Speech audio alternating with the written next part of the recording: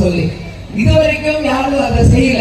ஆனா நம்ம வேட்பாளர் வெற்றி பெற்று வந்த உடனே உறுதியாக இங்க பூ வியாபாரத்திற்கும் இளைஞர்களுக்கு வேலை வாய்ப்பு உருவாக்க ஃபேக்டரி எம்பி நிதியில ஒதுக்கி நிச்சயமாக உங்களுக்காக செய்வார் என்கின்ற வாக்குறுதியை தருகிறேன். அது மட்டும் இல்லாம ரயில் மட்டும் நின்று செல்கிறது, அதனால அந்த பணிகளையும் உங்களுக்கு அவர் செய்வார். போதைப் பொருள் சுலபமாக கிடைக்கிறது.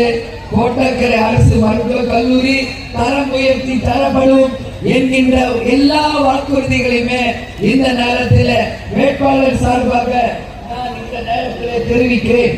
எனவே உங்க எல்லாரையும் பார்த்து நான் கேட்டுக்கிறது என்னன்னா, நீங்க கும்மிடிப்பூண்டி தொகுதியிலே சிறப்பாக உங்களுக்காக பணியாற்ற நம்ம வெற்றி வேட்பாளர் அவர்கள் உங்களுக்காக உழைத்து எல்லா விஷயத்தையும் செய்வார் என்பதை இந்த நேரத்தில் உங்களுக்கு